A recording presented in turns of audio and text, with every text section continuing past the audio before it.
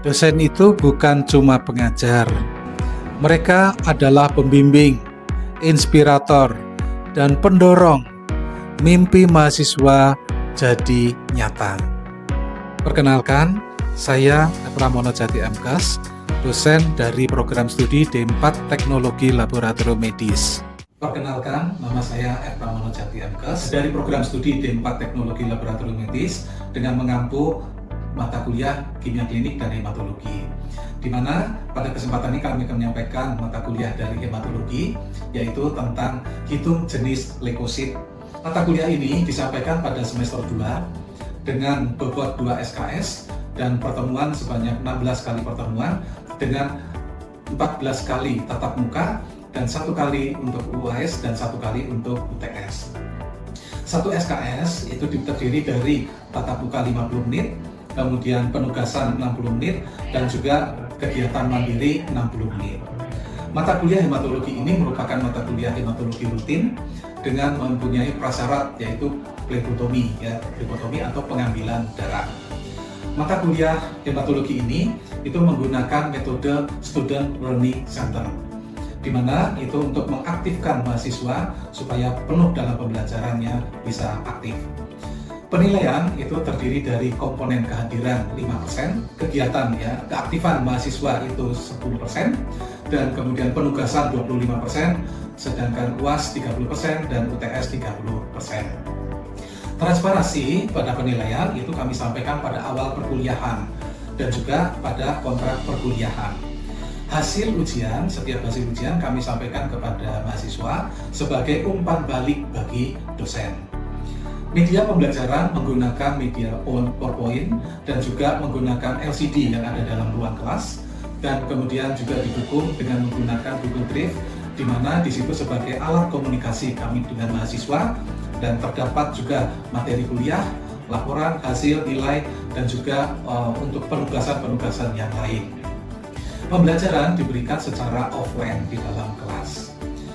Pada deskripsi mata kuliah ini, di mana mata kuliah hitung jenis leukosit ini untuk mengetahui berapa persen jumlah jenis leukosit yang ada pada sampel pasien ini. Nah, kemudian kalau sudah dihitung, itu bisa untuk memberikan diagnosa tentang penyakit dari pasien. Tujuan dari pembelajaran ini yaitu mahasiswa bisa mampu mengidentifikasi jenis-jenis leukosit, kemudian melakukan prosedur pembuatan preparat hematologi, kemudian menerapkan teknik penghitungan jumlah jenis leukosit, kemudian mengendalikan juga sebagai deskripsi terhadap nilai atau jumlah dari hasil pemeriksaan. Selanjutnya, mari kita simak video berikut ini.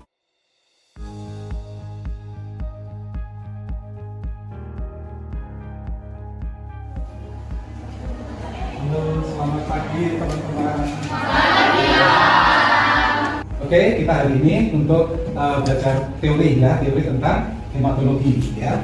Baik, saya siapkan dulu materinya. Teman-teman sekalian, kita sudah sampai di tempat ini, kita mulai belajar untuk teori ya. Sebelum kita teori, biar kita semangat ya, biar kita tidak ngantuk, kita berdiri dulu semua ya.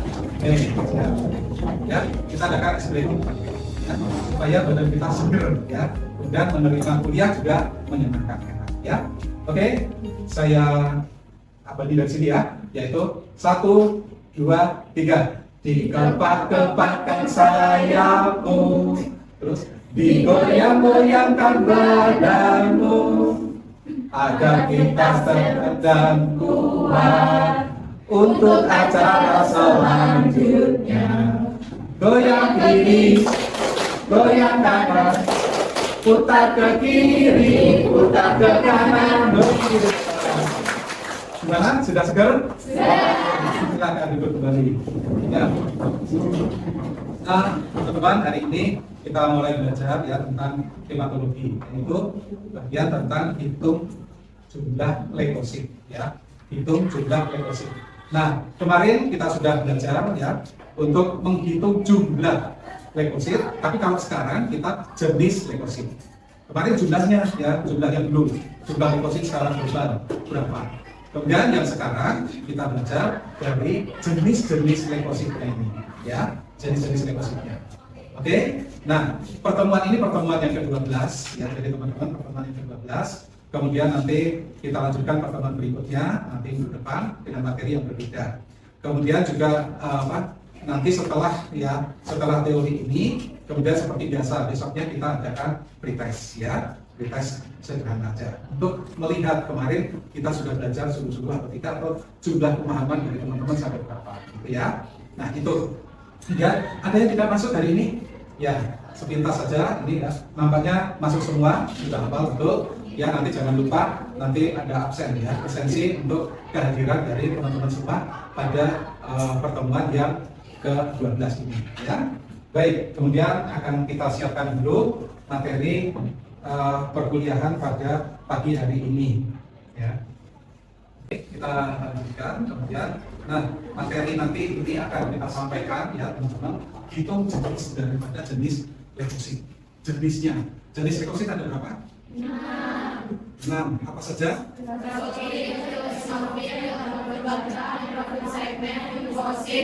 Yes. Jadi sudah ya, jadi seperti itu. Nah, baik, sekarang ini hitung jenis leukosit ini ya, atau yang biasa disebut dengan differential counting ya, differential counting. Nah, ini jadi kalau kita mau menghitung jumlah daripada jenis leukosit, nah ini sangat penting kita menggunakan preparat yang sudah kita buat sendiri ya, kita buat. Terus kemudian setelah preparat ini jadi, kemudian dilakukan pengecatan. Nah setelah pengecatan baru kita lakukan pewarnaan ya, pewarnaan. Sorry ya, ini pewarnaan. Nah kalau sudah pewarnaan ini jadi ya teman-teman, kemudian kita lakukan juga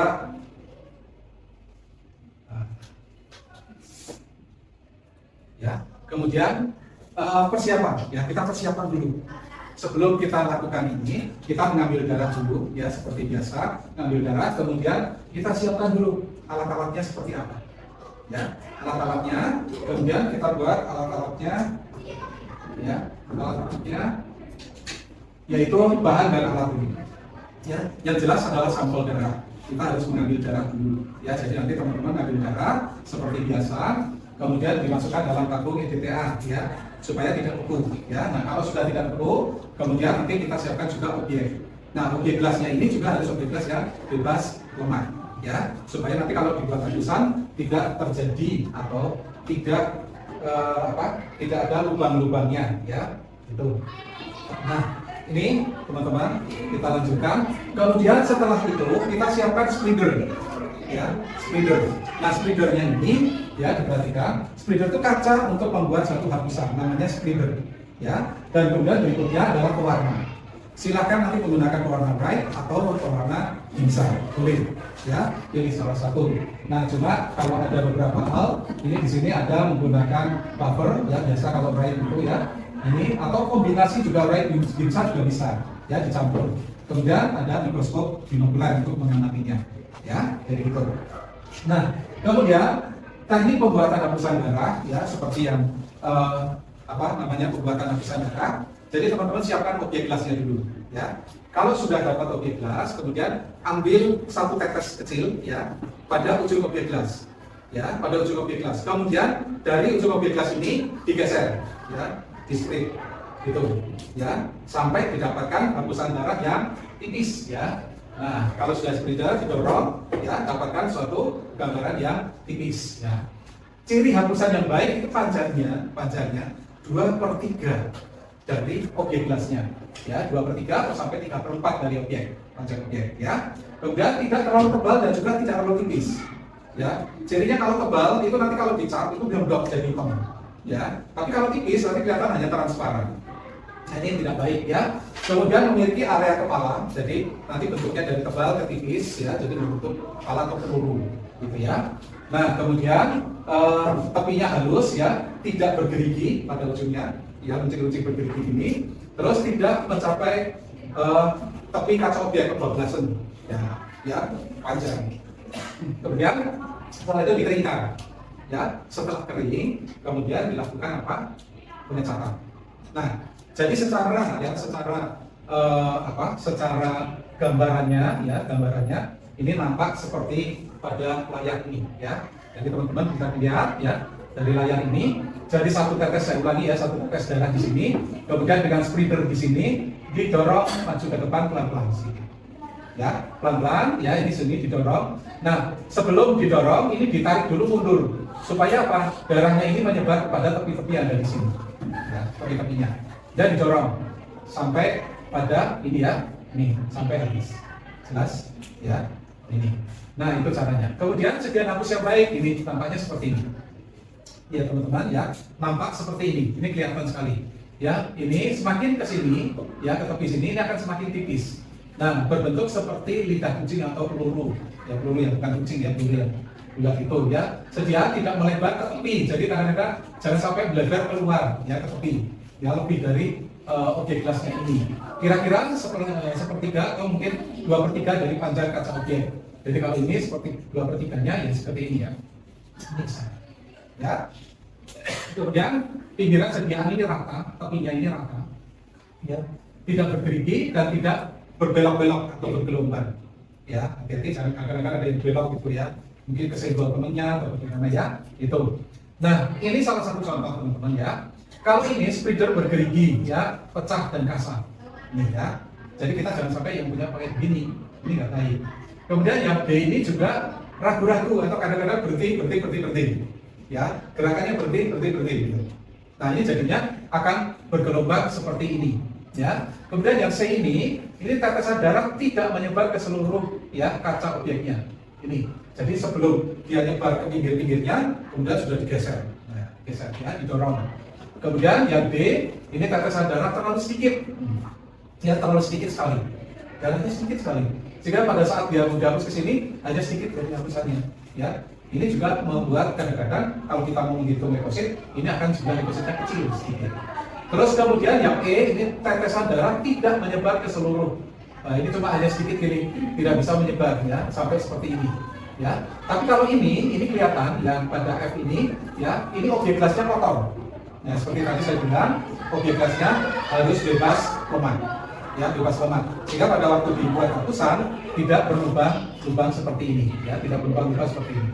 Kemudian yang B ini tekanan yang tidak merata, kan? Kita tangannya miring, ya, miring udah didorong menjadinya separuh, ya.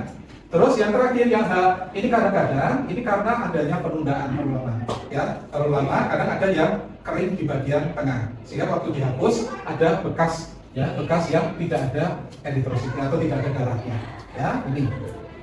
Nah, pewarna gimsa, jadi teman-teman, nanti kalau sudah, ya, sudah hapusan sudah kering. Betul ya, kering udarakan, ya, udarakan suhu kamar. Terus kemudian dilakukan pewarnaan. Ya, ini kebetulan kita menggunakan warna gimsa, hampir sama sih ya. Nah itu.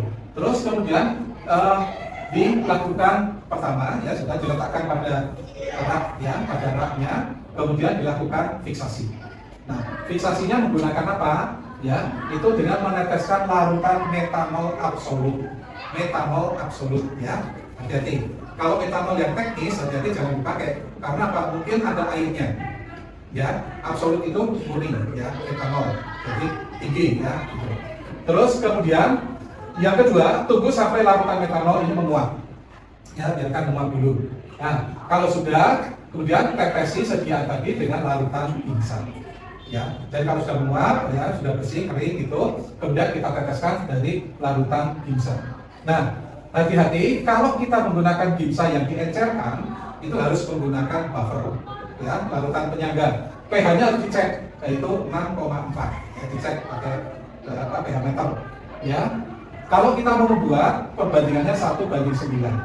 1 mili dari gimsa, 9 mili dari aquades. Ya, itu dicampurkan, kemudian bisa dipakai. Ya. Kemudian tunggu selama 15 menit. Kemudian bilas dengan air mengalir. Nah, teman-teman, cara membilasnya ini ya, misalnya objek gelasnya, cara membilasnya jangan langsung disetor ke sini, jangan langsung kena air di air keran, ya. Misalnya ini objek gelas, kenakan pada jari ini, supaya tidak langsung terkena sini, terkena dari preparat hapusannya, ya, untuk mengurangi terjadinya risiko pengelupasan, Ya, sebenarnya walaupun kita sudah fiksasi itu tidak akan mengelupas sebenarnya ya, tapi tetap seperti itu. Jadi air kerannya diteteskan menjatuh pada lengan yang ada di sini ya. Ini saya ekstrimkan lengan sini ya, jatuhkan sini sehingga air akan mengalir ke sini sampai bersih betul. Jelas ya. Nah itu kemudian setelah itu dikeringkan ya, dikeringkan dengan dimiringkan itu biarkan kering ya dalam rak pengeringan. Nah ini kalau menggunakan gimsa yang tadi ya. Sekarang kita menggunakan larutan Wright ya, atau pewarna daripada Wright. Teteskan larutan Wright, kalau ini fiksasinya tanpa metanol dulu ya. Kalau tadi metanol dulu, tapi kalau Wright justru Wright-nya dulu. Wright diteteskan pada lapisan itu ya. Diamkan selama 2 menit. Nah, setelah tetesan dulu kemudian diberikan buffer di atas sediaan itu ya. Biarkan juga selama 2 menit. Nah, kemudian setelah itu baru dibilas dengan air mengalir. Jadi menggunakan pewarna Wright itu tidak perlu fiksasi, lakukan fiksasi ya. Kalau gimsa perlu lakukan fiksasi. Kemudian kalau sudah dibilas seperti tadi ya, pada gimsa tadi digunakan ya dengan air mengalir ya. Nah keringkan ketika sediaan posisi ya, dikeringkan secara vertikal biar cepat kering.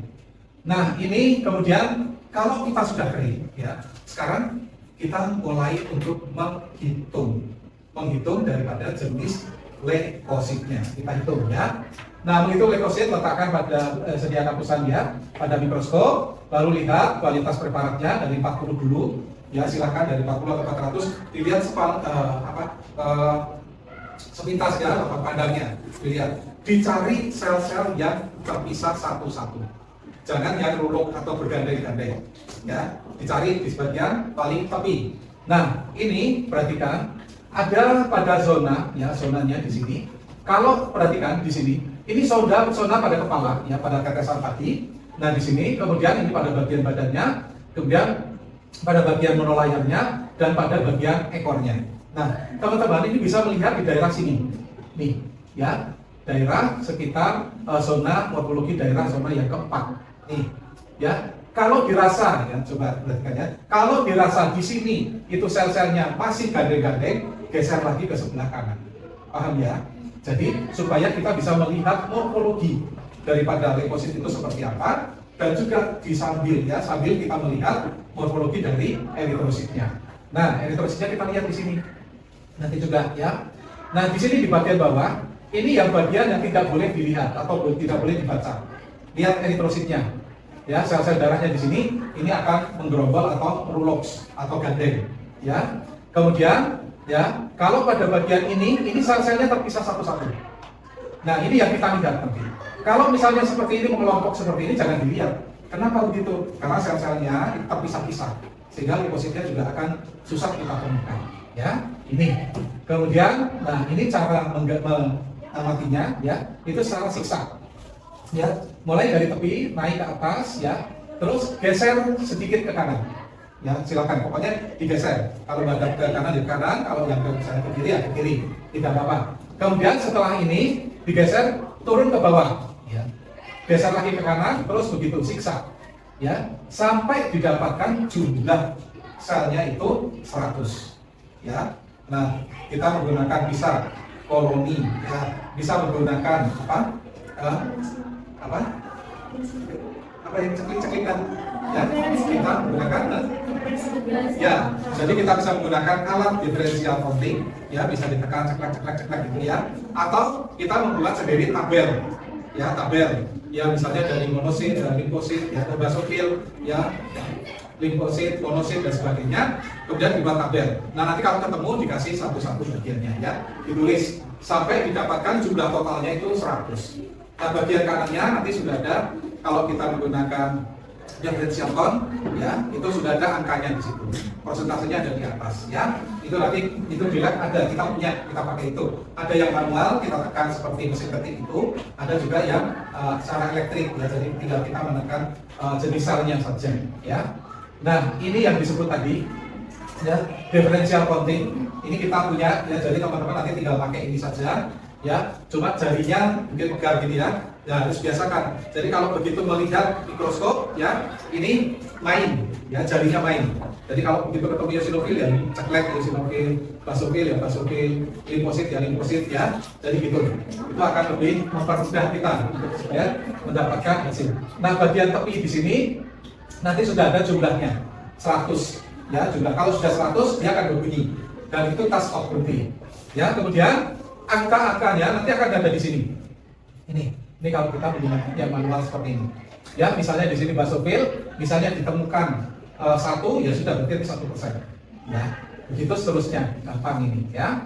Nah, kemudian ini morfologi daripada leukosit, ya leukosit. Yang pertama kita lihat ada basofil. Tadi sudah saya sampaikan di depan. Basofil, ya, jadi basofil ini seperti ini gede. Ya, intinya tidak kelihatan jelas dan tertutup dari granula-granula yang warnanya berbeda dan besarnya juga berbeda. Sudah khas sekali itu adalah basofil ya. Terus kemudian ini eosinofil. Nah, eosinofil ini seperti ini ya. Ini biasanya katanya ada beberapa ya di mahasiswa yang mengatakan ini Pak ada sel kacamata ya sudah memang seperti kacamata gitu ya. Tapi dia warnanya lebih oranye. Nih, ada granula-granulanya berwarna oranye. Khas sekali, besarnya sama, warnanya oranye. Nah, ya. Terus kemudian ini ada yang disebut dengan neutrofil batang. Nah, neutrofil batang ini ya, sebenarnya di dalamnya juga ada granula. Ya, jadi tidak menutupi daripada inti. Tapi dia bentuk intinya seperti ini. Atau ada yang mengatakan orang seperti perasa handuk katanya. Jadi kalau pernah nyuci handuk kan, belum gitu, nah itu seperti itu ya. Ini khas sekali kalau seperti ini. Nah, kemudian saya lanjutkan, ini ada neutrofil segmen. Artinya segmen itu pecah, bagi-bagi. Nah, jadi ini. Nah, ini akan menjadikan beberapa macam bentuk daripada intinya terpecah-pecah. Tapi granulanya juga kelihatan. Ya, ini khas sekali daripada neutrofil segmen. Nah, kemudian ada limfosit. Limfosit ini lebih kecil. Nah, teman-teman, ini kadang-kadang ada permintaan daripada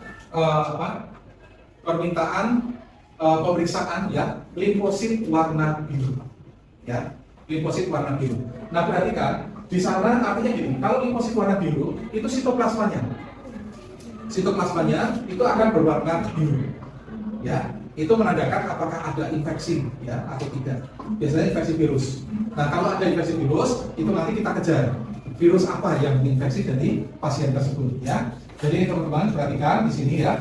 Intinya cukup besar, ini selnya ya. Intinya hampir menutupi daripada seluruh sel dan sitoplasmanya hanya sedikit. Nah, yang dimaksud dari sitoplasma berwarna biru adalah di sini. Nih, ya. Jadi kelihatan ya, itu di layar. Ini yang di sini warnanya biru. Tapi kalau dia tidak ada infeksi apa-apa ya tidak akan berwarna biru. Jelas ya? Nah, kemudian ini ada monosit.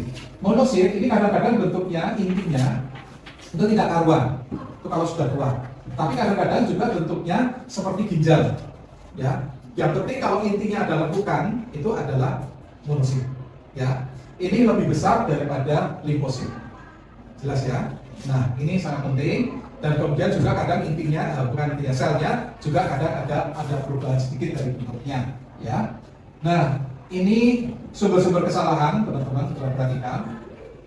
Yaitu penundaan pembuatan hapusan darah itu lebih dari 24 jam, morfologi, ya inti dan bagian sitoplasma neutrofil ya, limfosit ya, ini pada ya perhatikan ini rusak.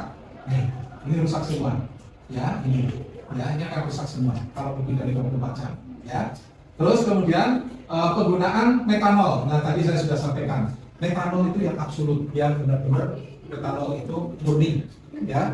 Bisa absolut itu artinya 100% murni gitu ya. Nah, kemudian ada lagi ya berikutnya ini ya. Ini juga sama ya, jadi teman-teman ini karena waktu kita pembuatan yang agak ada kekeliruan ya. Ini ya sediaan tebal, terlalu tebal, dilihat di sini ya, ini ya akan seperti ini ya, jangan dilihat kalau seperti ini walaupun ada selnya, sel leukositnya ya. Kemudian sediaan terlalu tipis. Oke ya, jadi terima kasih kita sudah sampaikan. Kemudian mari ada yang belum jelas, kalau ada yang bertanya silakan. Oh iya, silakan David. Izin bertanya Pak. Ya, mari. Kenapa saat kita buat preparat hapusan darah ini hasilnya itu kadang menjadi berlubang-lubang itu? Ya. Kenapa ya Pak? Ya, kadang secara teknis ya, itu kita membuat hapusan ada lubang-lubangnya gitu ya. Nah, Ini karena apa? Karena objek gelasnya itu yang kotor atau terkena adanya lemak. Sehingga itu harus dicuci bersih ya sebelum dipakai, ya dicuci bersih ya dengan sabun yang untuk melenturkan lemak. Ya, jadi bisa dibersihkan dan dikeringkan. Itu yang maksudnya ya. Kemudian ya ada lagi. Izin bertanya, Ya, Pak. mari silakan. Kan, apakah ada teknik khusus untuk buat hapusan darah? Karena banyak sekali ada orang yang membuat hapusan itu mungkin cara mendorong spidernya itu yang salah atau Oh iya. darahnya kebanyakan gitu. Ini tadi ya, teman-teman bertanya ya, tadi bagus sekali pertanyaannya ini juga ya. Jadi bagaimana Pak sih biar bisa bagus gitu ya buatnya? Yaitu teman-teman satu-satunya cara, jadi teman-teman harus berlatih ya. Jadi membuat hapusan, begitu dibuat hapusan, oh ini terlalu tebal, oh ini terlalu tipis, darahnya kebanyakan atau sedikit. Nah itu bisa dilakukan, dicoba, dilatih ya. Terus kemudian juga diperhatikan, kalau ini gesernya atau dorongnya terlalu cepat, jadinya seperti apa? Nah, itu kalau tidak kita lakukan, kita tidak mencoba di dalam laboratorium, kita nggak bisa, nggak punya pengalaman. Harus punya pengalaman untuk membuat sediaan preparat hapusan darah. Gitu ya, Tona. Jadi, kita merasakan, oh kalau begini kecepatannya terlalu cepat. Oh miringnya terlalu miring sekali, sehingga jadi tipis. Oh misalnya terlalu tegak, ya itu apa yang terjadi. Nah, itu semua jadi pengalaman. Jelas ya teman-teman? Gitu. Baik, ada lagi? Silakan. Mengapa gambaran sel itu ada yang berdarah-darah dan seperti ada lubangnya pada sel? Di layar ini lihat, perhatikan di sini banyak lubang-lubang. Nah, ini karena pada waktu fiksasi yang salah atau fiksasi metanolnya terkontaminasi dari air. Ya, jadinya akan berlubang-lubang seperti ini. Ya, oke, jelas, Karin. Lanjut, yuk. Oke, silakan. Izin bertanya, Ya, Pak. silakan. Pada pengecekan dimsa biasanya tampak kotoran hitam-hitam banyak, itu penyebabnya biasanya apa ya, Pak? Ya, baik ya. Nampak preparatnya itu begitu dilihat secara mikroskopis banyak kotoran-kotorannya, ya ada hitam-hitam gemblok-gemblok itu. Nah itu diduga karena itu karena kelebihan satu. Kemudian yang kedua itu karena ada sisa antikoagulan yang ada di situ. Nah bereaksi dengan catnya itu akan jadi warna hitam-hitam banyak, ya itu ya. Terima kasih pertanyaannya. Ada lagi? Ya. Izin bertanya, Pak. Apakah bisa pada sel eosinofil granula eosinofilnya terkadang hilang?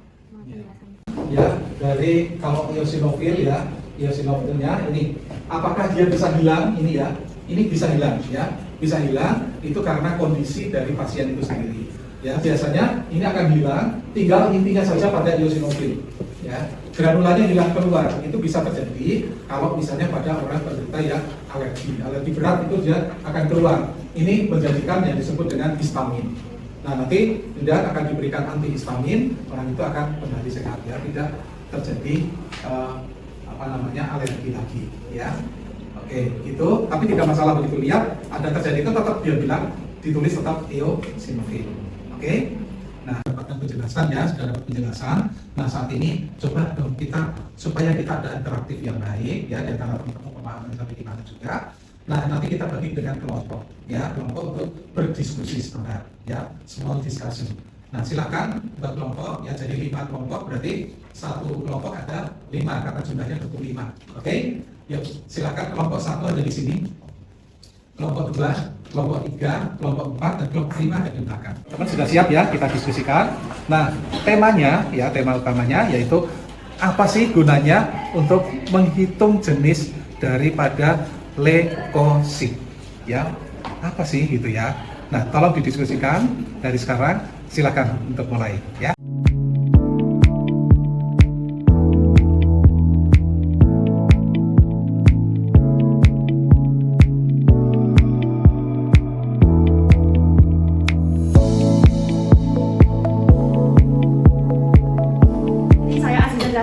Dari kelompok 2, izin menyampaikan hasil diskusi kami. Kita itu mencari gunanya hitung leukosit dari berbagai macam leukositnya. Yang pertama itu basofil yang mengartikan ada keracunan di dalam tubuh, lalu eosinofil itu alergi atau cacingan karena di situ ditemukan karena ada parasit. Lalu yang ketiga itu ada neutrofil batang dan neutrofil segmen, itu respon imun terhadap infeksi bakteri akut. Selanjutnya ada limfosit yaitu produksi antibodi, dan yang terakhir ada monosit, ini gunanya untuk fagositosit pemakaran bakteri atau antigen. Sekian, terima kasih.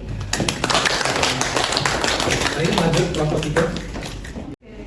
Perkenalkan, saya Desi Rahmasari dari perwakilan kelompok 3. Saya akan menjelaskan diskusi kita tentang apa kegunaan hitung jenis leukosit. Jadi tujuan dari pemeriksaan ini tuh untuk mengetahui jumlah relatif atau persentase berbagai jenis leukosit dalam 100 sel. Hitungan ini sering dia berikan jika jumlah total leukosit normal, namun beberapa kelainan dengan indikasi adanya demam, dugaan infeksi, kasus alergi, penggunaan obat, leukemia, inflamasi, dan gangguan imunologis dapat menyebabkan perubahan persentase jenis leukosit meskipun jumlah total leukositnya itu dapat menyebabkan berada dalam batas normal atau tidak normal. Ya, terima kasih. Ya.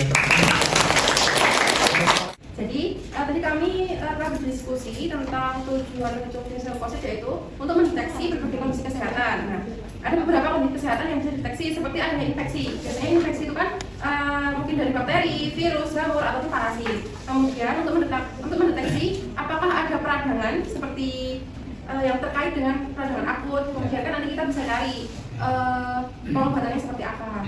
Nah, juga untuk mendeteksi alergi dengan mengindikasi adanya alergi atau asma. Kemudian gangguan kekebalan tubuh seperti penyakit autoimun atau imunodefisiensi.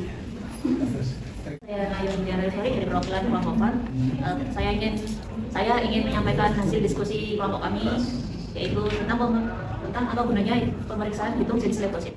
Pemeriksaan hitung jenis leukosit biasanya itu untuk mengidentifikasi apakah ada kelainan atau ada sesuatu yang abnormal dalam leukosit, dan dapat juga untuk deteksi penyakit yang berkaitan dengan leukosit.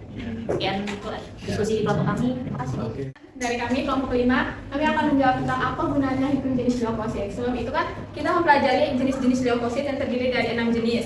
Nah, tujuan kita untuk menghitung jenis leukosit adalah kita untuk mengetahui berbagai penyakit dalam masing-masing jenisnya, dari basofil, eosinofil, neutrofil beta, neutrofil segmen, limfosit, dan monosit. Tujuannya untuk kita dapat mengetahui apa sih penyebab yang terjadi. Ya, terima kasih. Oke, terima kasih ya teman-teman. Nah, tadi kita sudah berdiskusi. Ya, ternyata dari jawaban sekian teman-teman itu memang sudah mengakomodir tadi ya untuk menjawab apa gunanya ya kita menghitung dari jenis-jenis leukosit. Oke, saya kira sudah paham sampai di sini. Kita ketemu lagi nanti di materi berikutnya ya. Sampai di sini kami ucapkan terima kasih pada teman-teman supaya nanti bisa istirahat dan kemudian bisa mata kuliah yang lainnya.